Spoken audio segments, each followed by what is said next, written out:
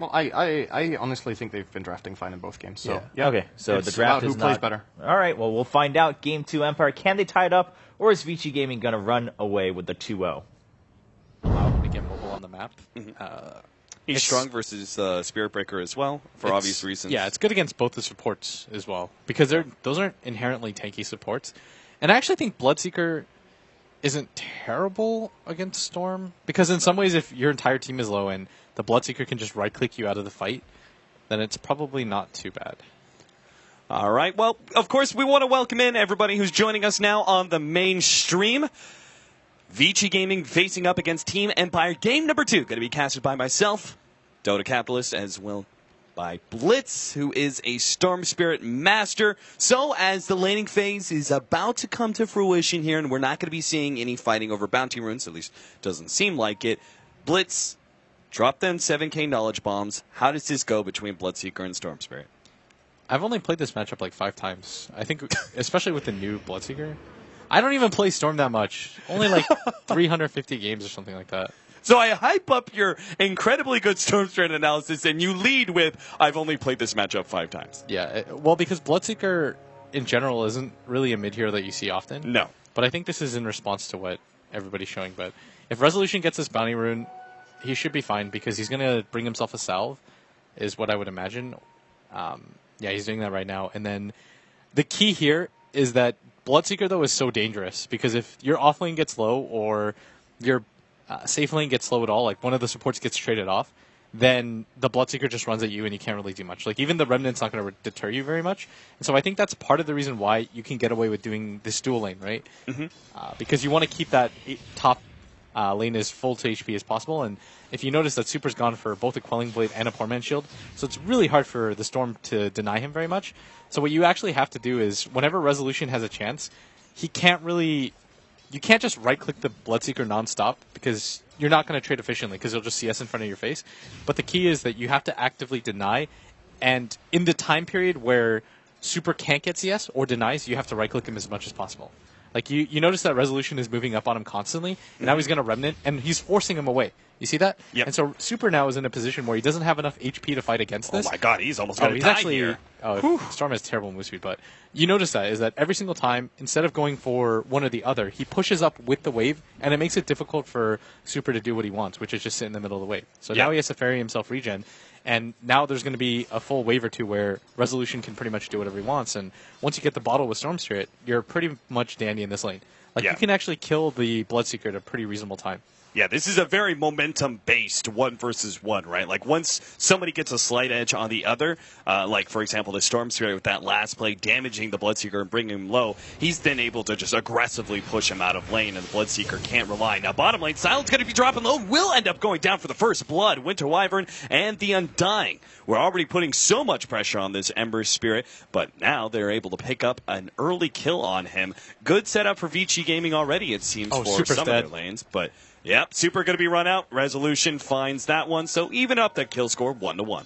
That's even more significant as a mid laner. Then you don't really care if you get first blood or not, but the fact that you're able to solo kill the enemy mid means you're going to get a full level and experience over him, and you'll just get boots faster at the same time. And so that's probably even more worth it than getting the first blood is for Vici Gaming. The charge comes out. Fenrir. 17%. Fenrir gets bashed one time. No, he's the not gonna second get bashed time will again. ensure the kill. Ice Frog. Another right click. That's all they really need. Fenrir trying to juke his way through the trees, but they don't even need the bash. They get 2 more right clicks, and that will ensure the death. And Hao's now going to be pushed away by Yoki. Of course, the Bloodseeker is getting advantage out of Always Want to Fly being quite low. In fact, Hao, whoa, there comes a quick bash out. Hao, he's got to be real careful here. He has to make the blink away, but now the charge is there. Hao, he's done for. Another right click, and of course, a bash to finish things off. It wasn't even needed, but Yoki likes to end things on style here as he gets a double kill.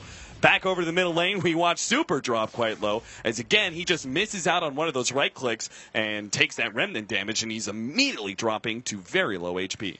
The thing that's scary about the Bloodseeker, this is like the last thing I want to say about the matchup, because I don't want to just give an introductory course to playing mid, but every single time that Super misses a CS and he's in that position, it pretty much puts him within the kill threshold of the Storm Spirit, so he has to be really careful. Yeah, every single time he comes up. Yeah, pretty much every single time he goes for a Blood Rage and challenges the Storm Spirit when he remnants down in order to get that CS, he cannot afford to miss that CS. Otherwise, he's going to be in some serious trouble. This His is gonna be a kill, resolution though. is the silence has already been laid out. Super is able to run him down. Another right click, bottle up, resolution. He's good for one more. FY finally is able to get the kill and will be able to survive on top of that. FY gets away and now makes it a clean 3-3. Notice although that FY chose to go for the 2 levels of Arctic Burn very early on and not a level of Cold Embrace. Very offensive build by him.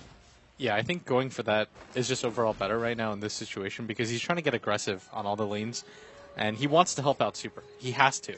In this type of situation where you're just leaving your Bloodseeker to try to catch up by himself, it's never going to happen because there's 0 kill potential from Super on the Resolution. If Resolution gets ruptured, then he'll just roll away. Right. And the silence will never hit. So he has to go before Resolution hits level 6. And Resolution has been playing really aggressively in this lane because he's trying to establish dominance. So it's just such a good play by FY to come at that timing. And he might even hit another really sick timing if he goes right now before Resolution actually hits this level 6. Because he needs these 2 creeps. Of course, there's 0 way for him to know that, but this isn't actually going to succeed because he's about to hit 6 off of these 2. Yeah, so Resolution is good now. FY, knowing that, will now return back to the bottom lane where they may still be able to find an opening against that Ember Spirit.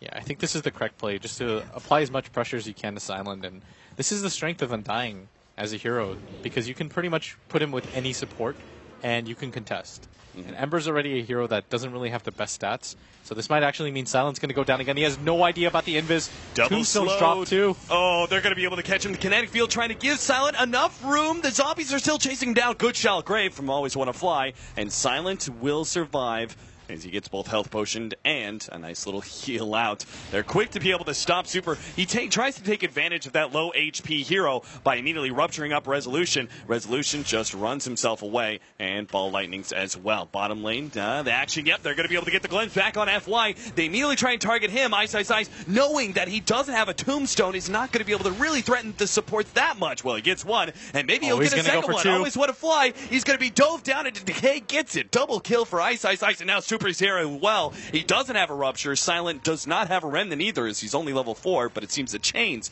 was enough to stop Super's aggression.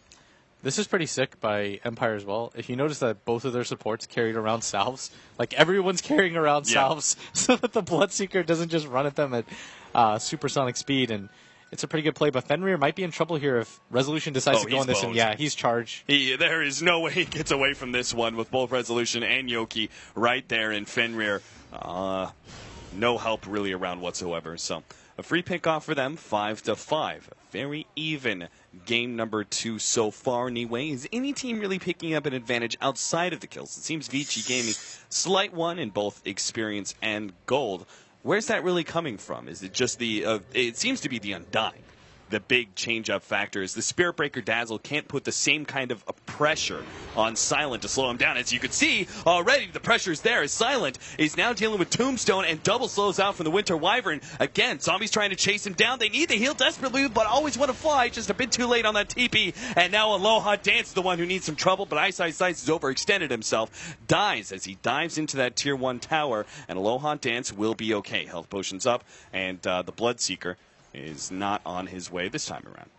Yeah, he had 700 move speed at one point, and so you're definitely seeing why they opted to go for the salves, but at the same time, Super's still heading down here, and one hit will pretty much drag them into red territory, and he should go at around more than haste, and so FY doesn't have the mana for this, but they can definitely dive if they want to. Oh, they're very stuck. That Silent's going to be able to hit Aloha Dance in the background. Always Want to Fly is dropped low. There is the charge out. Yoki's actually been ruptured up. He doesn't seem to care, though. He completes his charge against FY, but now he's going to pay for it. He's surrounded by 3 different heroes. Good Shadow Wave, but that's not going to be anywhere near enough. Vici Gaming pick up yet another kill. The Resolution was on his way, but he realizes that without the Spirit Breaker, they can't really force this fight, nor should they anyway. It's up against an Undying. That hero is notorious for being able to win 10-minute fights.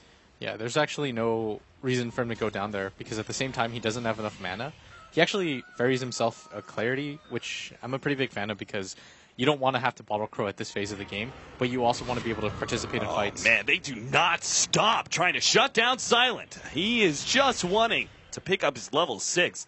He's just like Storm Spirit in that regard, in that before he picks up level 6, he's very susceptible to ganks, and Vici Gaming are putting all the pressure on him, and Empire aren't even getting a good trade-off. Like, Vici Gaming are 5-manning down this bottom lane, but because the Resolution keeps on hesitating between bouncing back and forth between bottom lane and middle, he's not actually free farming up the middle lane, and nobody is farming up that top lane. So Vici Gaming are getting free kills and a free tower with no trade-off, seemingly. If Resolution had just farmed during that entire time, he would have been about 450 gold more in net worth than everybody else, and that would have been worth it. But this ward alone just ruined them. And that ward actually spotted the ward going down for them, so they're probably going to grab a sentry. I'd imagine it's flying in on the courier, yes. And so this ward has served two functions. It stopped 2 ganks from Resolution, because as soon as he started moving down, they went away.